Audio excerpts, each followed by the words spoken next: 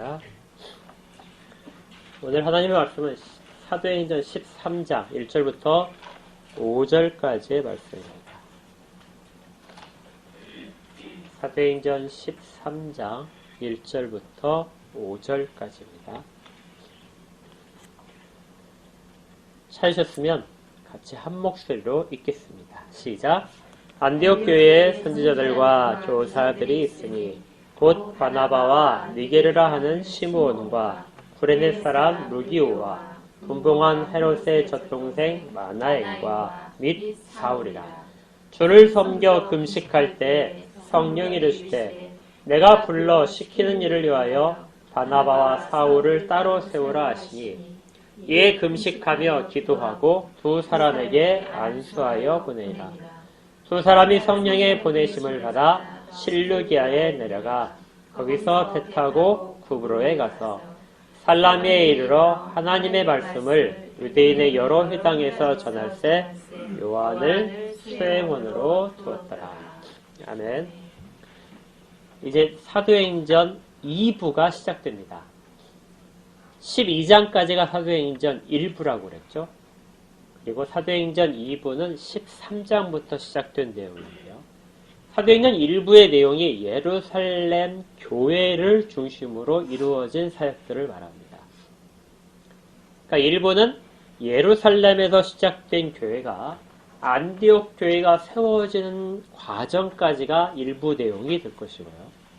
2부는 이제 안디옥 교회에서부터 시작되어서 복음이 이방인 지역으로 전파되다가 마지막에는 로마에까지 전파되는 것으로 2부가 내용이 됩니다. 그러니까 결국 교회가 아직 로마 교회는 이제 나중에 세워지기 전이니까요. 예루살렘 교회와 안디옥 교회라는 두 중요한 교회가 등장을 해서 각각을 사도행전 1부와 2부를 나누고 있다는 것이죠. 그래서 안디옥이라는 이름은 교회 이름 가운데 아주 많이 쓰입니다. 그만큼 사도행전에서도 중요하고 우리 현실적으로 사도행전의 모습을 닮아가려고 할 때 안디옥의 모습은 매우 시사하는 바가 크기 때문에 그렇습니다.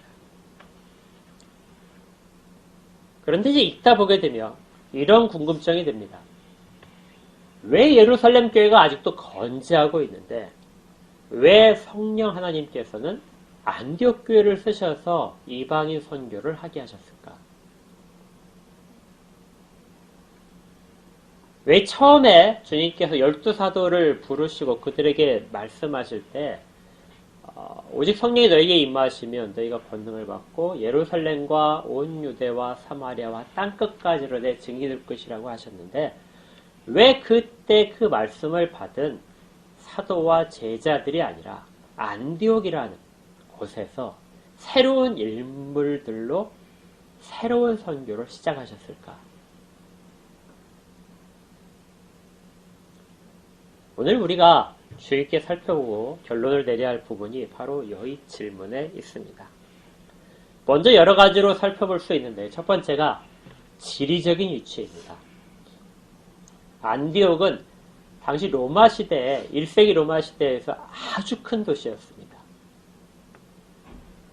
1세기의 로마 제국에서 3개의 큰 도시가 있었는데요. 첫 번째는 당연히 로마겠죠. 로마가 가장 컸고 그 다음에 아프리카에 있는 알렉산드리아, 이집트의 제일 끝자락에 있죠. 알렉산드리아가 아주 컸습니다. 학문적으로도 가장 번성했던 학문의 중심지, 문화의 중심지는 바로 알렉산드리아였죠.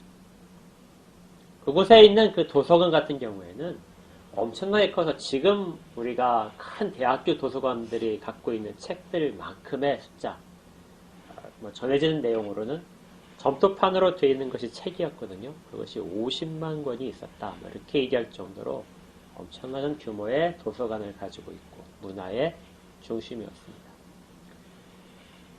상업의 중심 도시가 있었는데요. 동방과 서방을 잇는 상업의 중심 도시가 안디옥입니다.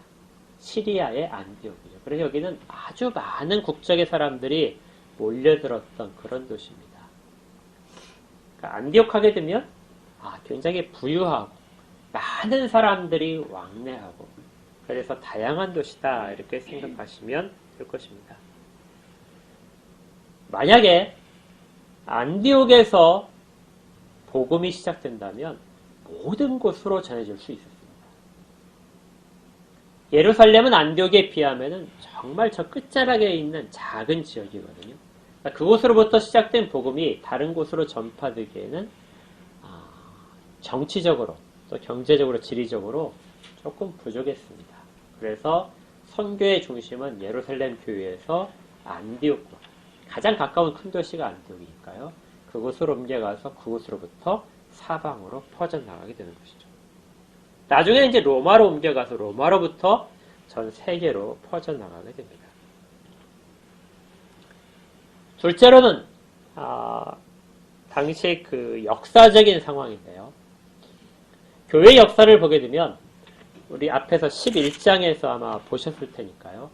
11장에서 안디옥 교회가 세워지는 과정이 기록되어 있습니다.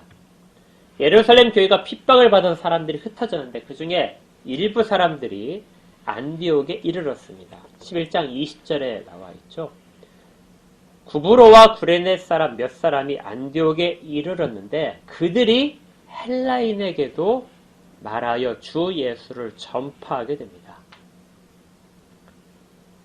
그러니까 이방인 선교가 시작된 것은 예루살렘 교회에서 시작된 것이 아니라 안디옥에 도착한 몇몇 사람들이 헬라인들에게 말씀을 전하자 그곳으로부터 사람들이 회개하고 돌아오는 일들이 일어남으로써 안디옥 교회가 시작됐다는 것이죠.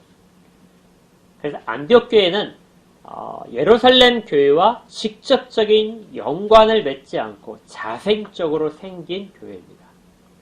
예루살렘 교회에서 이방인들을 받아들여도 좋다 하는 그런 결정이 내리기 전에 이미 안디옥에는 헬라인들이 신자로서 들어와 있던 교회라는 것입니다. 그렇기 때문에 이방인에게 말씀을 전하기에는 안디옥 교회 형편이 훨씬 더 좋았습니다. 만약에 예루살렘 교회가 선교를 시작해서 안디옥의 교회를 개척을 했다면 그렇다면 예루살렘 교회가 갖고 있던 문제점들을 안디옥 교회가 그대로 갖고 있었을 것입니다. 사도행전에 계속해서 살펴볼 텐데요. 사도행전에서 예루살렘 교회가 가졌던 문제점 중에 가장 큰 것은 율법을 어떻게 처리할 것인가 하는 겁니다. 예루살렘 교회 대부분의 성도들은 유대인들이었죠. 그래서 할례를 받아야 교회의 일원이 될 수 있다. 절기도 지켜야 된다. 하늘케 그런 생각들을 가진 신자들이 꽤 많이 있었습니다. 이들을 할례파라고 이름 붙이는 사람들. 만약에 예루살렘 교회가 선교의 중심이 되었다면 어느 곳이든지 이러한 문제가 계속 등장을 했을 것입니다. 그런데 안디옥 교회에서 먼저 성령님의 인도로 할례받지 않은 자들을 신자로 받아들이는 일들이 일어났었기 때문에 그 일들은 안디옥 교회를 중심으로 할 때 훨씬 더 수월하게 되는 것이죠. 물론 나중에 안디옥의 영향을 받은 그런 신자들과 예루살렘으로부터 내려온 신자들 사이에 갈등이 빚어지는 부분들이 등장하게 되고 그것을 절충하기 위해서 예루살렘 회의가 시작될 것입니다. 그러니까 안디옥은 교회 역사적으로 볼 때 이방인 선교를 위한 아주 특화된 장소입니다. 예루살렘 교회가 부족해서가 아니고 예루살렘 교회가 선교에 좋지 않은 영향을 미치기 때문이 아니라 안디옥 교회가 훨씬 더 선교에 적합한 교회였다. 이런 뜻인 것이죠. 세 번째로는 어떤 정치적으로, 교회 역사적으로, 그 다음에 교회 구성원적으로 안디옥 교회는 매우 특별한 위치에 있었습니다. 오늘 본문이 이제 바로 그건데요. 13장 1절을 같이 다시 한번 읽어보겠습니다. 시작. 안디옥 교회에 선지자들과 교사들이 있으니 곧 바나바와 니게르라 하는 시므온과 고레네 사람 루기오와 분봉한 헤롯의 젖동생 마나엔과 및 사울이라. 안디옥 교회에 있던 지도자들을 소개시켜주는 부분인데요. 첫 번째 줄에 보니까 선지자들과 교사들이 있었다. 예루살렘 교회가 사도 중심으로 이루어지고 있었다면 안디옥 교회는 선지자들과 교사 중심으로 이루어져 있었습니다. 그들이 지도청이 있다는 것이죠. 선지자 하게 되면 우리가 보통 어떤 생각을 하게 되냐면 예언을 하는 사람, 앞에 일어날 일들을 미리 사람들에게 말해주는 사람, 이렇게 선지자를 많이 생각하는데 이건 아주 좁은 이해입니다. 선지자의 본래 뜻은 무엇이라고 제가 말씀드렸었죠? 선지자란 하나님의 말씀을 받아서 사람들에게 전해주는 사람입니다. 그러니까 말씀을 받아서 전해주는 사람이 선지자고, 그 가운데는 앞으로 일어날 일들에 대한 것들을 하나님 말씀하시는 것을 사람들에게 전해주는 예언도 일부에 포함되죠. 교사는 하나님의 말씀을 받은 것들을 가지고 그것을 사람들이 이해할 수 있도록 적용시켜서 풀어주는 사람이 교사입니다. 그래서 가르치는 사람들이죠. 예루살렘 교회와 안디옥 교회는 이 부분에서 차이가 있었습니다.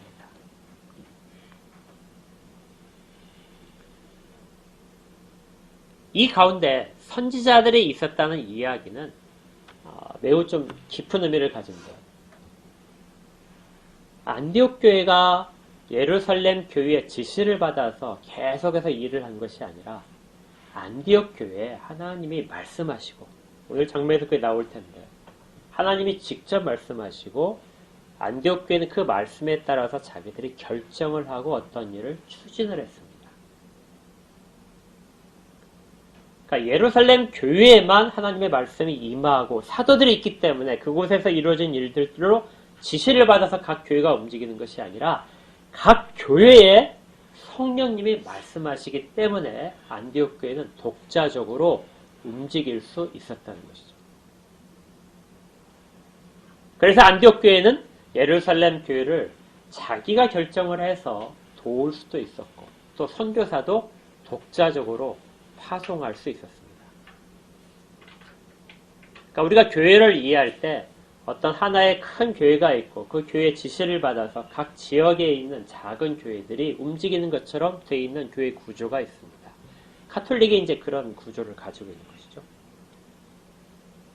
그런데 우리는 그것들을 거부하는 이유가 안디옥 교회 같은 경우에, 바로 첫 번째 있었던 교회 같은 경우에 자체적으로 성령님의 말씀에 따라서, 그리고 그것을 가르치는 교사들의 지도에 따라서 자율적으로 움직였기 때문에 그렇습니다. 각 교회는 그래서 개별적인 결정권을 가지고 있습니다. 이제 안디옥 교회는 예루살렘의 영향력에 갇혀 있을 필요가 전혀 없는 것이죠. 그 다음에 이제 이 5명의 이름이 기록되어 있는데요. 이것이 매우 뜻이 깊습니다. 각각의 이름을 보시면 첫 번째 바나바가 나오죠. 바나바가 첫 번째 나왔다는 것은 바나바가 대표였다는 뜻입니다. 우리 12사도 이름을 쭉 나오는 구절에 보게 되면 누가 제일 먼저 나오죠? 항상 베드로가 먼저 나오죠. 베드로가 12사도의 대표로서 제일 처음에 나옵니다. 그래서 어떤 서열이 있는 것이 아니라 대표성의 문제이기 때문에 안디옥 교회의 대표는 바나바였습니다.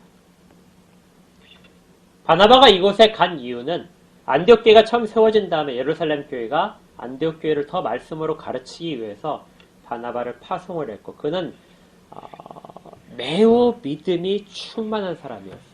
성령과 믿음이 충만한 사람이라 그곳에서 바르게 가르칠 수 있었고, 사람들은 그것을 인정을 하고 그 인품이 워낙 좋았기 때문에 그 사람들 다 포용해서 교회를 큰 탈 없이 이끌 수 있었습니다. 그는 레위인 출신이었습니다. 두 번째 이름 나오는 사람이 있는데요.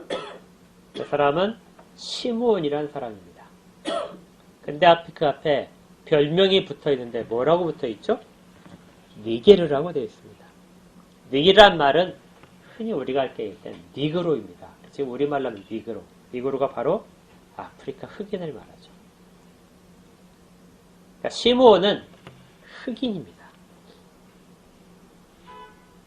당시에도 그 흑인들은 뛰어난 계급은 아니었어요. 아프리카를 떠나게 되면 그들은 아주 인정받는 사람들은 아니었습니다.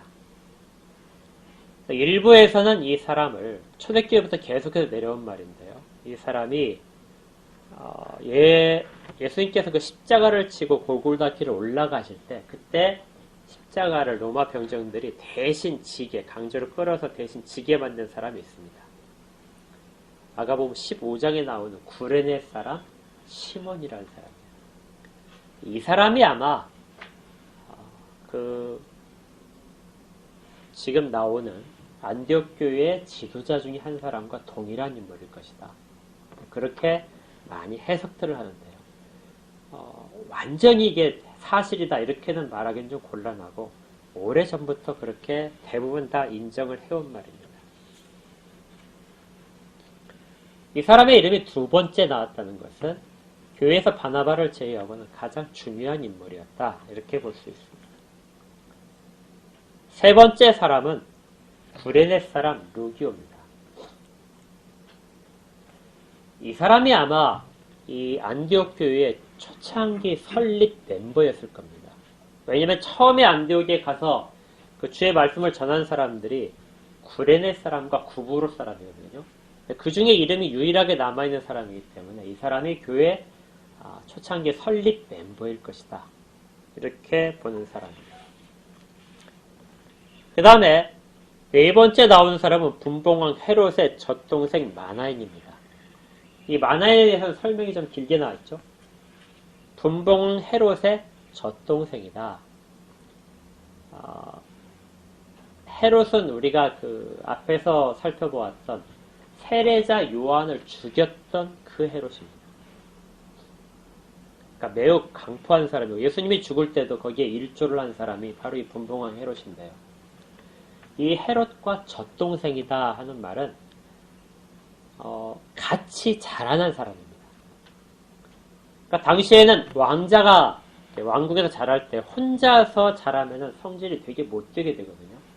그래서 친구들을 일부러 맺어주기 위해서 높은 신분의 집안의 자식들을 비슷한 나이 또래를 데려다가 같이 키웁니다. 같이 교육시키고 같이 무술도 배우고 그렇게 하는 일들을 하게 되는데 그러한 사람들을 젖동생이라고 하고 이를 통해서 나중에 이제 왕자가 왕이 됐을 때 그 사람들이 왕궁에 아주 중요하고 충성을 바치는 사람으로 자리 잡게 됩니다. 그러니까 헤롯의 젖동생 마나인이라는 이 이름은 이 사람이 헤롯이 가장 총애하는 사람 중에 하나였다는 것이죠. 아마 그의 아버지는 그 앞에 있는 헤롯 왕과 같은 때의 신하였을 겁니다. 앞에 있는 그 분봉왕 헤롯의 아버지는 당연히 예수님을 죽이려고 했던 그 아이들을 죽였던 아이 학살, 유아 학살의 시행자였었죠. 그러니까 그런 사람과 같은 시대의 신하인 집안이고 유대인들이 볼 때는 가장 반역과 경멸의 대상이 되는 집안이었던 그런 사람이었던 것이죠. 높은 신분이면서 경멸을 받아야 되는 사람인데 그런 사람이 교회의 지도자로 서 있는 겁니다. 그리고 제일 마지막에 나오는 이름이 사울입니다. 사울은 사도로서 부름을 받은 사람이죠. 이 가운데 주로부터 사도로 부르심을 세우심을 입은 사람은 사울뿐인데 사울이 이름에 제일 마지막에 나옵니다.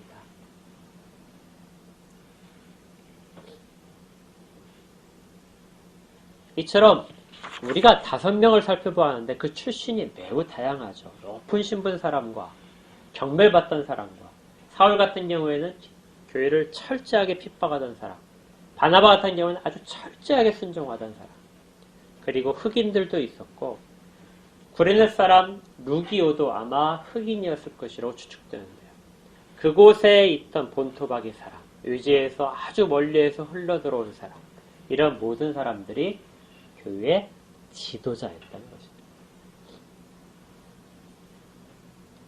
예루살렘 교회가 유대인들로 구성되어 있는 사도가 다 유대인들이었잖아요. 유대인들로 구성되어 있는 유대인들만의 교회의 색깔이었다면 안디옥 교회는 다양한 국적과 민족의 그리고 문화를 가진 사람들의 구성체였습니다. 이들이 지도층이기 때문에 성도들은 말할 것도 없겠죠. 우리가 한번 생각을 해볼 필요가 있습니다. 상상을 해보세요. 이 5사람이 교회 지도자라 모여서 회의를 했어요. 바나바가 다 모든 걸 결정한 것이 아니라 항상 회의를 해서 결정했다고 되어 있는데 그들이 회의하는 광경을 한번 보십시오. 어떤 일에 대해서 결론을 내리기가 쉬웠을까요? 제가 이제 이 부분을 쭉 설교를 준비하면서 우리 교회의 생각이 번뜩 들더라고요. 아마 우리 교회만큼 다양성을 가진 교회가 별로 없을 겁니다. 그렇죠? 여러분들이 오신 지역을 살펴보게 되면 이 사람들만큼 멀리 떨어진 곳이에요. 대만에서 살았었던 분이 오셨죠. 중국도 오셨죠. 또 일본에서 한참 사셨던 분도 계시고 또 우리나라 제주도도 살기 멀긴 해요. 제주도 출신도 계시고 굉장히 많은 분들이 섞여 있습니다. 우리 부부지간에도 마찬가지지만 어떠한 사람이 살아온 이력이 다르기 때문에 두 사람이 한 곳에 모여서 무슨 일을 하려면 갈등이 매우 심합니다. 한 배에서 난 자식들도 다른데 부부는 어떻겠습니까? 그런데 각 지역에서 온 사람들이 저마다 다른 환경에서 자랐던 사람들이 한 곳에 모여서 똑같은 일을 결정하기 위해서 회의를 한다면 그 의견 조율이 쉽지 않았을 겁니다. 오늘 우리가 살펴볼 중심력이 바로 이겁니다. 그들은 앞에 살펴봤듯이 전 세계로 복음이 전해지는 귀중한 전진 기지로서 사용이 되었는데 어떻게 그런 막중한 임무를 다양한 사람들이 모여서 결정하고 해낼 수 있었을까?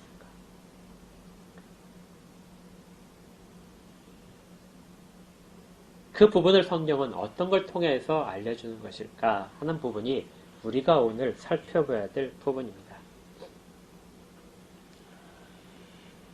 가장 중요한 부분이 있다면 아까 13장 1절에 있던 것처럼 이 안디옥 교회의 지도자들을 이야기할 때 무엇이라고 이야기했냐면요. 선지자들과 교사들이 있었다 하고 이야기합니다. 선지자들은 하나님의 말씀을 받아서 전해주는 사람들이고요. 교사는 그 말씀을 해석해서 가르치는 사람들입니다. 사울 같은 경우에도 사도 사울 이렇게 붙이지 않고 그도 선지자와 교사 중에 이름을 집어넣고 있습니다. 이 말 속에서 안디옥 교회에서 가장 중요하게 생각했던 부분은 바로 말씀이었다는 것입니다. 여러분들 이제 성경을 미리 읽으셨다면 차이점을 하나 더 발견하실 수 있습니다. 예루살렘 교회 생각하시면 지금까지 사도행전 쭉 해오실 때 어떤 점이 기억나시죠? 예루살렘 교회를 쭉 살펴보다 보니까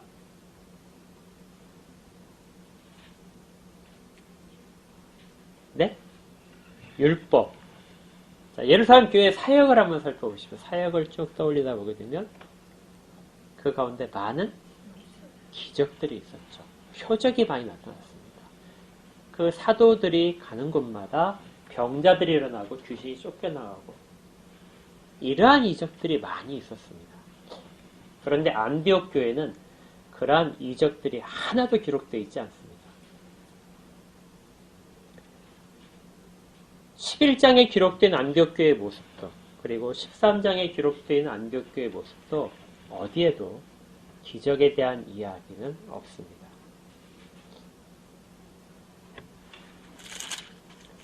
대신 안디옥 교회를 이야기할 땐 항상 따라오는 것이 주 예수를 전파했다.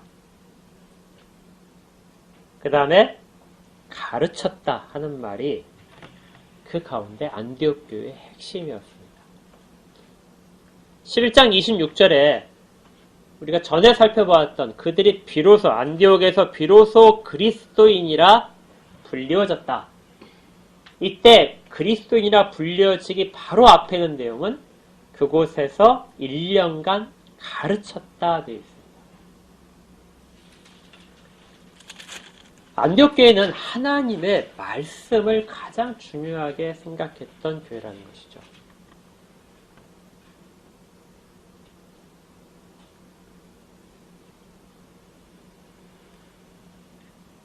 안디옥 교회의 다양성은 이런 하나님의 말씀 가운데서 하나로 묶일 수 있었습니다. 오직 그리스도라는 이름 안에서는 다양성 자체가 각각의 개성을 발휘하는 것 외에 분열을 일으키는 원인이 될 수는 없었던 것이죠. 그리스도 이름 아래에 있다는 것. 이것이 안디옥 교회의 가장 핵심적인 요인이었습니다.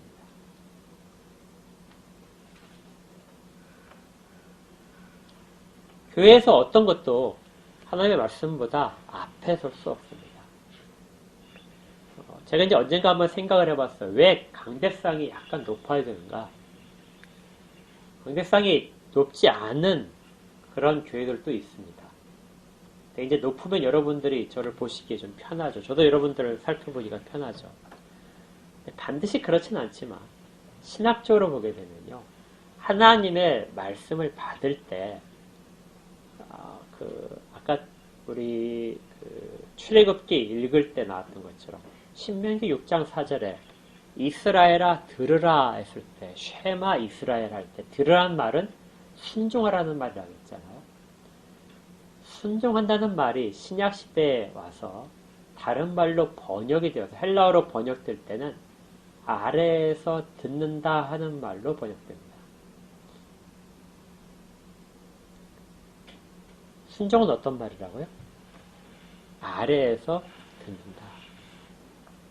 그러니까 하나님의 말씀을 받을 때는 옆에 다른 사람과 동등한 입장에서 받는 것이 아니라 아래에서 받는다. 아래에서 받는다는 얘기는 그 권위를 인정을 한다는 것입니다. 그리고 거기에 따르겠다는 결심이 들어있는 것이죠. 그것이 순종의 의미입니다.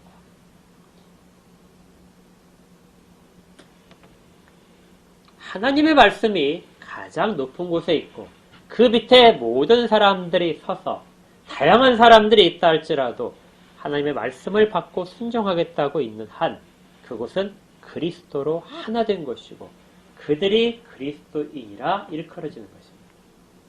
그러니까 교회는 그리스도로 하나 되는 곳입니다. 두 번째 이 안디옥 교회가 하나 될 수 있었던 이유는 2절에 나와 있습니다. 주를 섬겨 금식했을 때. 주를 섬긴다는 것이 무슨 뜻일까요?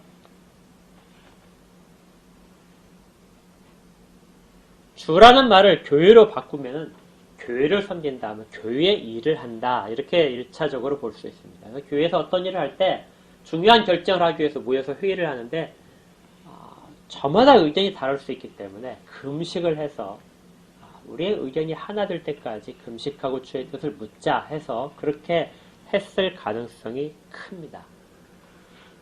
그런데 성경적으로 보게 되면 주를 섬겨라는 그 섬긴다는 말이 무슨 뜻이냐면 예배한다는 뜻입니다. 신약시대에는 예외 없이 예배한다고 되어 있거든요. 구약에서 섬긴다는 말은 제사장들이 성전에서 주를 섬기고 일을 하는 것들을 섬긴다 이렇게 되어 있는데 그것을 신약에서 주를 섬긴다는 단어로 다시 가져왔습니다. 그러니까 이 말은 교회에서 예배드리는 상황을 말하는 것이다. 이렇게 성경적으로 이해하는 것이 가장 글자적인 이해입니다.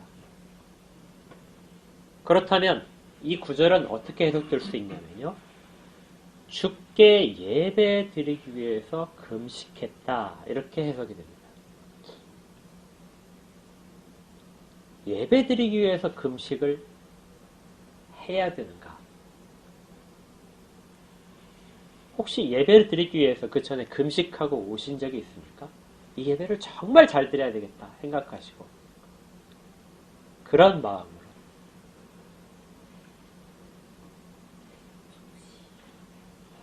이들은 예배를 매우 중요시했던 것입니다. 각자의 문화가 다 달랐을 텐데요. 그러한 모든 것들을 띄워놓고 그들을 하나로 묶는 과정이 예배 가운데 있었습니다. 예배는 자기 각자의 생각과 가치관과 모든 것들을 다 내려놓고 하나님 앞에 서는 행위입니다. 그걸 위해서 이 지도자들이 금식하면서 예배의 자리에 나갔다는 것이죠. 저는 개인적으로 그런 적이 있긴 있습니다. 제가 정말 몇십 년 전의 이야기인데, 제가 직장 근무할 때 신우회를 이제 조직을 하고 신우회를 섬긴 것이 꽤 오래됐는데요. 그렇게 할 때 이제 제가 첫 번째 가서 곳에서 신우회를 조직하고 같이 이제 모임을 갖기 시작했는데, 그때 이제 제가 유일한 남자여서 그랬는지 몰라도 저한테 말씀을 전하라고 하더라고요. 그래서 이제 신우회가 이제 기도회에서 이제 예배로 이제 바뀌게 되는데, 그냥 엉겹결에 밀려서 말씀을 전하게 됐습니다. 처음에 한 반년 정도는, 한 학기 정도는 그냥 쉽게 했어요. 그동안 이게 좀 본 것도 있고 그러니까. 그 일이 어렵다고 생각이 안 들었습니다. 그런데 조금 지나자 그 일이 힘들어졌습니다. 말씀을 이해하는 것은 어렵지 않아요. 그리고 설명해 주는 건 어렵지 않습니다. 그런데 정말 힘든 게 뭐냐면요, 그들과 같이 하나님 앞에 서는 걸 인도하는 겁니다. 그러니까 말씀을 전하는 자는 하나님 말씀을 받아서 전하기 때문에 하나님과 듣는 자들 사이에 중간에 있는 입장입니다. 이 일이 쉬운 게 아니더라고요. 그 모임 자체가, 예배 자체가 있는 날이 되게 되면 제 마음이 매우 힘들었습니다. 안 할 수는 없고, 하는데 말씀을 전하는 건 어렵지 않지만 그 가운데 서는 것 자체가 책임감이 매우 컸던 거죠. 그래서 정말 기도를 해야 됐습니다. 기도하다가 이제 오후에 모임이 있는데 점심을 먹을 틈이 안 생기는 겁니다. 그리고 짬이 나는 시간이 점심시간이 주로니까요. 그 시간에 말씀 더 보고 그 다음에 기도하고, 그러다 보니까 자연스럽게 그날은 점심을 안 먹는 금식이 됐습니다. 그 과정을 한 1년 정도 했던 것 같아요. 그렇게 드린 예배가 다른 예배보다 훨씬 감동적이었냐? 전혀 그렇지 않습니다.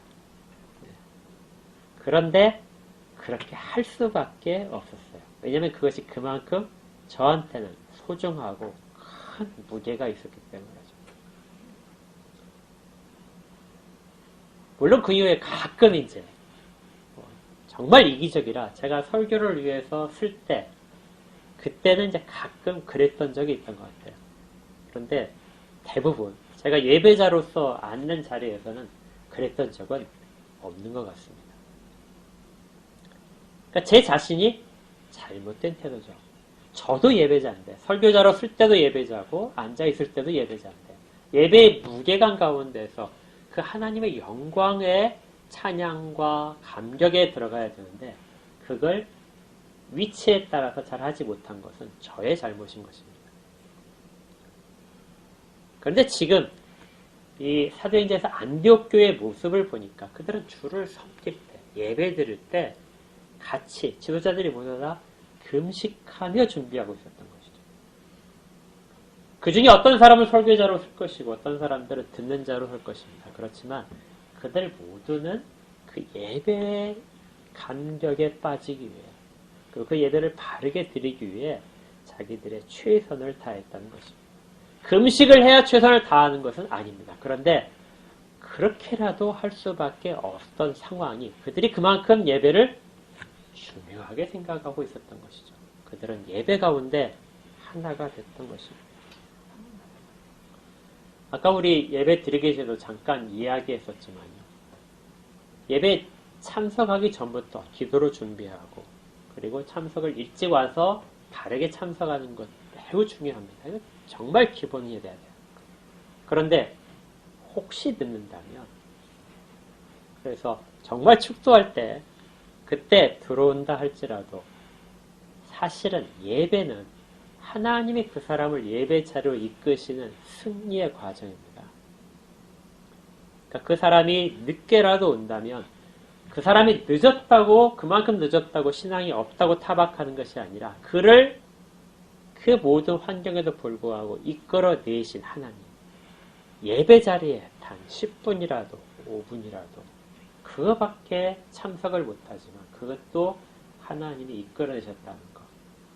하나님은 그만큼 예배를 받기를 원하십니다.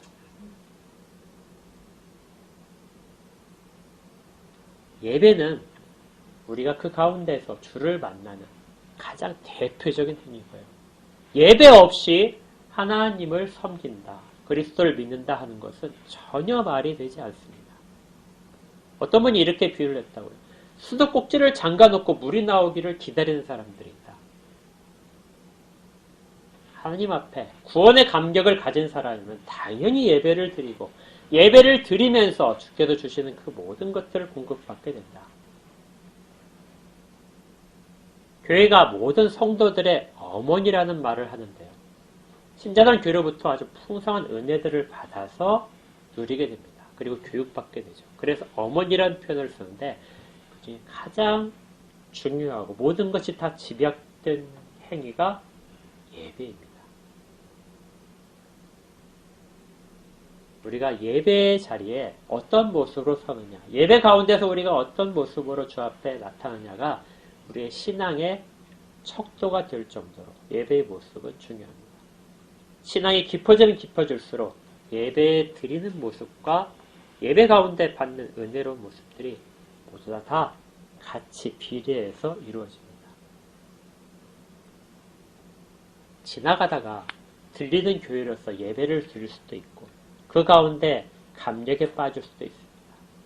그런데 한 곳에서 모두가 다 이런 책임감 가지고 드리는 예배 가운데 하나가 될 수 있다면 이것이 가장 바른 모습의 예배라는 것입니다.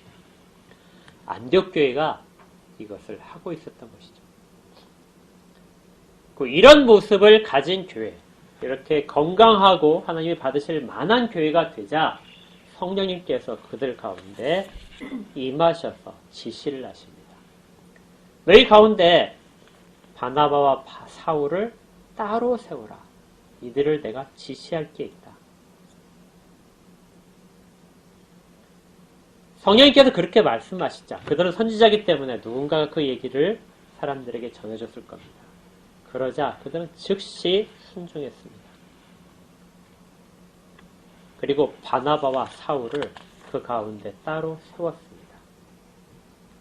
근데 바나바와 사울을 잘 보시면 바나바와 사울은 안디옥 교회를 가르치던 가장 중요한 사람이었습니다. 11장에서 바나바가 사울을 데려다가 한 일이 같이 가르쳤거든요. 바나바는 그 교회의 대표였고 사울은 사도로서 부름받은 사람으로서 1년 동안이나 같이 그 사람들을 잘 가르쳤고 그 가르침이 어느 정도 자리를 잡고 그들이 성장을 하자 성령께서는 이제 떼어서 다른 곳으로 파송을 하시는 것입니다. 안디옥 교회로 따지면 매우 큰 손실이 될 수 있는데 역으로 생각하면 그만큼 그들이 바르게 성장을 했다는 것입니다. 그리고 이 두 사람은 이제 다른 곳에서 말씀을 전해야 됩니다. 안디옥 교회에서 했던 것처럼 말씀을 전하기 위해서 다른 곳으로 보내는 것이죠. 그래서 이 두 사람이 가서 하는 일도 말씀을 전파하는 것입니다. 거기에 5절을 한번 다시 보십시오. 5절에 그들이 처음에 도착한 곳이 살라미인데요. 살라미에 이르러 무엇을 했다고요? 하나님의 말씀을 유대인의 여러 회당에서 전하였다. 그 다음에 6절에 보시면 6절에서 바보라는 곳에 이르렀는데요. 그곳에서 총독을 만나게 되는데 7절에 보니까 이 총독이 바나바와 사울을 불러 하나님의 말씀을 듣고자 했습니다. 계속해서 등장하는 내용들은 안디옥 교회에서 하나님의 말씀을 전파하기 위해서 바나바와 사울이 떠나게 됐다는 것이죠. 그리고 그들은 그 사역을 담당했던 것입니다. 함께 살펴볼 수 있는 것은 사도 바울은 이 장면이 일어나기 약 10년 전에 사도로서의 세움을 받은 사람입니다. 그런데 그때까지 그는 이방인을 위한 사도로 세움을 받았지만 한 번도 이방인들에게 복음을 전파한다는 기록이 없었어요. 그런데 이제 시작이 되는 겁니다. 10년 동안의 시간이 사도 바울에게는 무슨 기간이었을까요? 그는 이미 성경에 대해서 박식한 사람이고 주님으로부터 특별히 교육을 받은 사람인데 그가 이 기간 동안에 받은 것은 교회 가운데서 하나 되어 사역하는 것입니다. 사도는 혼자 사역하는 것이 아니라 교회 가운데 있는 직분일 뿐입니다. 그래서 아까 우리 1절에 살펴봤듯이 사울의 이름이 가장 마지막에 섰다는 것은 그가 사도이지만 교회 가운데서 가르치는 직분 가운데 가장 약한 부분들을 담당하고 있었다는 것이죠. 저는 그렇게 그 자리에 서야 될 필요가 있었습니다. 순종은 낮은 자리에 서는 거라고 그랬죠. 안디옥 교회의 지도자들 5명은 다양한 사람들이고 신분도 다양한데 그들이 다 낮은 곳에 섰을 때 교회의 지도층으로서 교회가 건강해졌던 것입니다.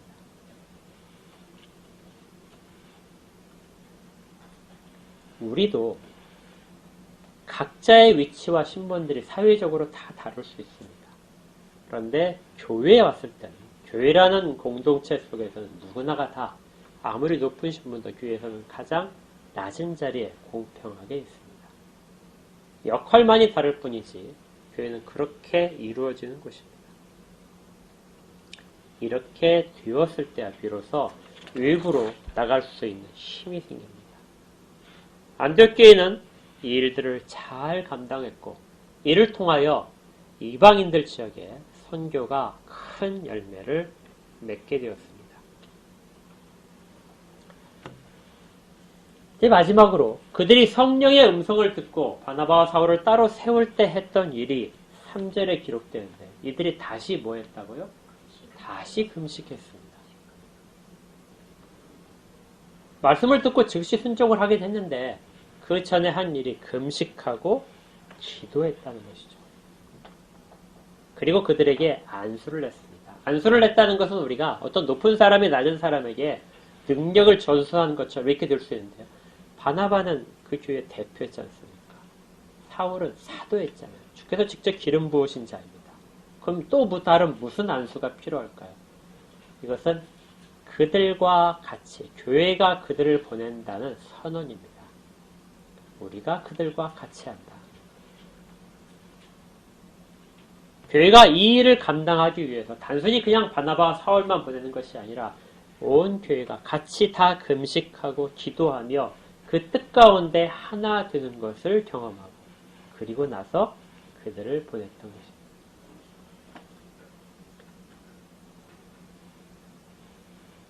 기도는 그래서 예배와 기도가 같이 이어집니다. 안디옥 교회의 특성을 정리해보면 안디옥 교회는 말씀이 가장 중요했던 교회라고 되었죠. 그리고 예배를 매우 소중하게 생각했습니다. 그리고 기도를 많이 했던 교회입니다. 교회의 가장 기본이죠. 가장 기본에 충실할 때 이때 교회가 다양성 가운데서도 하나가 됐고 그리고 성령께서 그들을 사용하셔서 일할 수 있는 교회가 되었던 것입니다. 우리 교회가 다양성 면에서는 이 교회와 안디옥 교회와 비슷합니다. 그렇죠? 그렇다면 우리가 닮아가야 될 모습은 안디옥 교회가 가졌던 모습과 비슷해야 될 것입니다. 말씀에 더 깊이 가야 되는 것입니다. 예배 가운데 모두가 다 그 예배의 소중함을 생각해야 되는 거예요. 그리고 그 예배를 가운데 들려주신 주님의 말씀에 깊이 기도로서 응답해야 되는 그리고 순종해야 되는 그러한 일들이 우리 교회에 주어진 지금 당장의 사명입니다. 우리가 다 이 일을 할 수 있기를 바랍니다. 네. 우리가 특별히 기도 제목을 적으라는 것도 함께 기도하기 위해서. 예배 가운데서도 점점 더 주 안에 깊이 들어가는 예배를 드려야 되고요.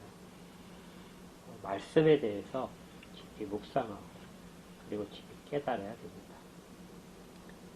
이러한 복이 올 한 해 우리 모두에게 한떡교회와 여러분들의 모든 가정 가운데 있기를 주의 이름으로 축복합니다.